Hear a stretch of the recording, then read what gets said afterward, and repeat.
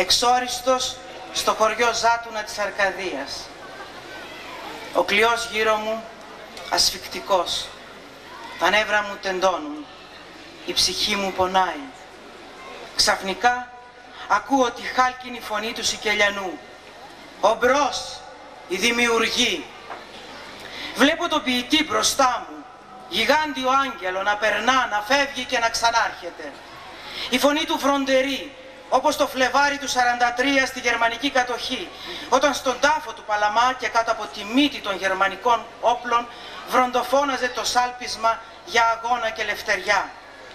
Ηχείστε οι σάλπιγγες, οι φοβερές σημαίες της λευτεριάς ξεδιπλωθείτε στον αέρα.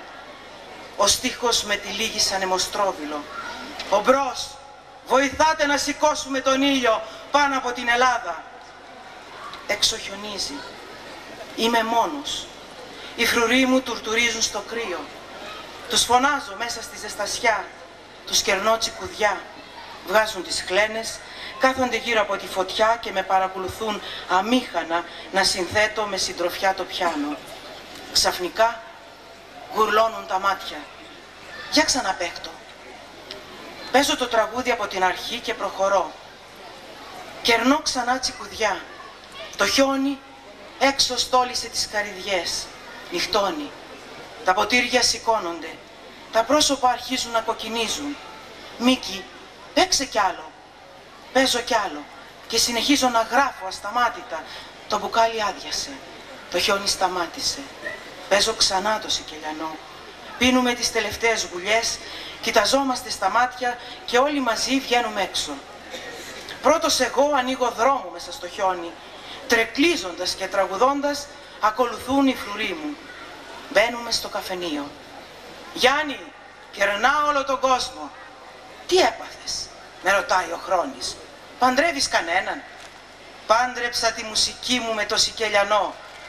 Απαντάω. Ομπρός, να σηκώσουμε τον ήλιο πάνω από την Ελλάδα. Ομπρός, επαναλαμβάνουν με ικανοποίηση οι χωροφύλακες. Μερικές μέρες μετά όλοι τους πήραν δυσμενή μετάθεση.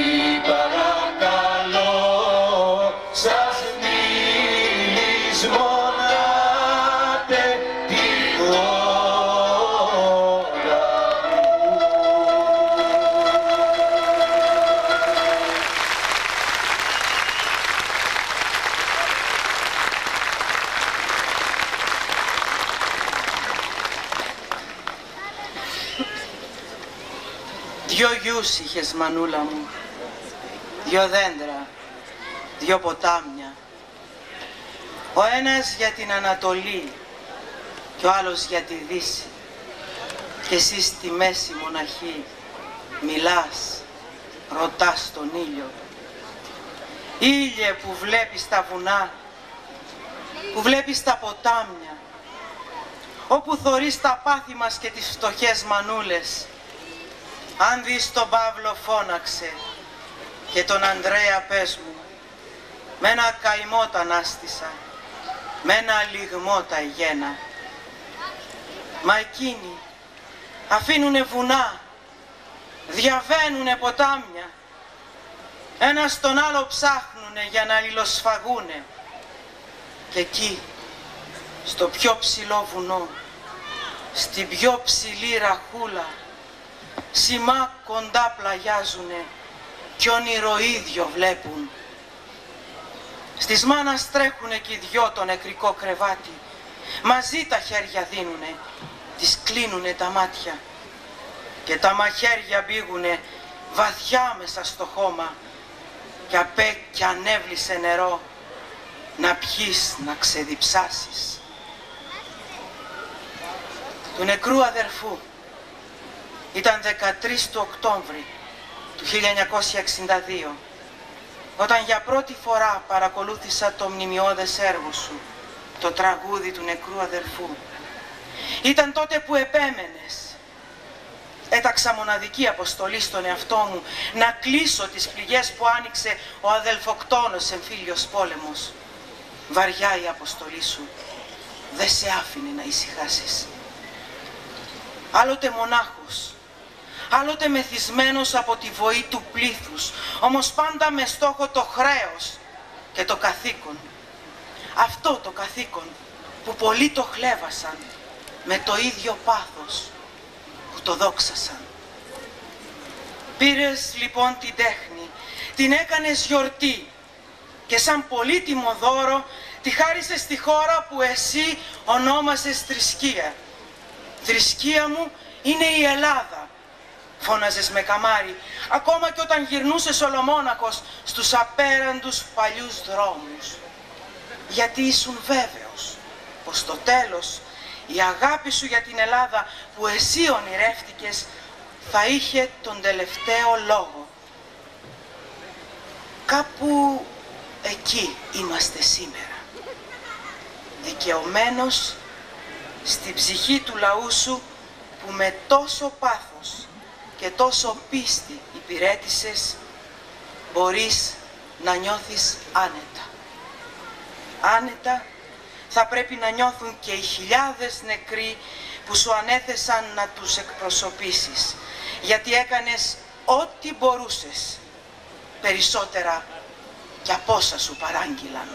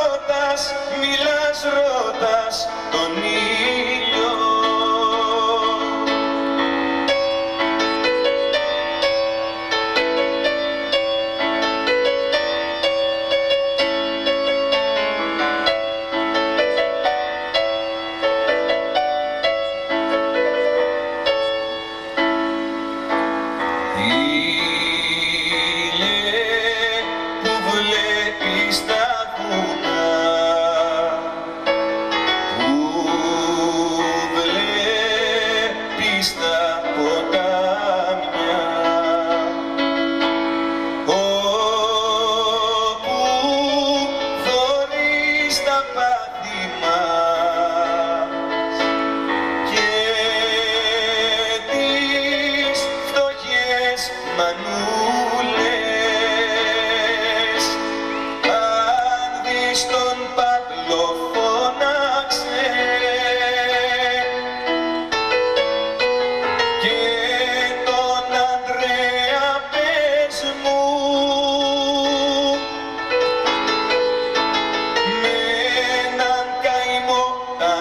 ανάστησα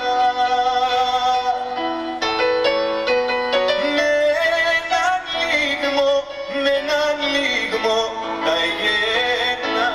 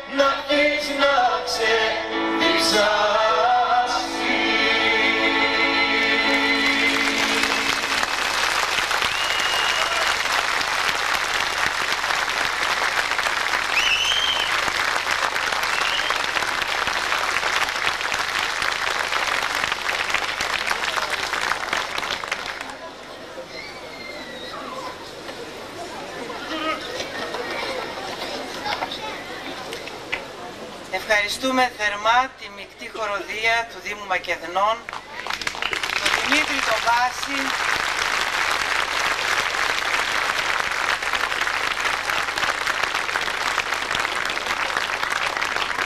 τη μαέστρο μας,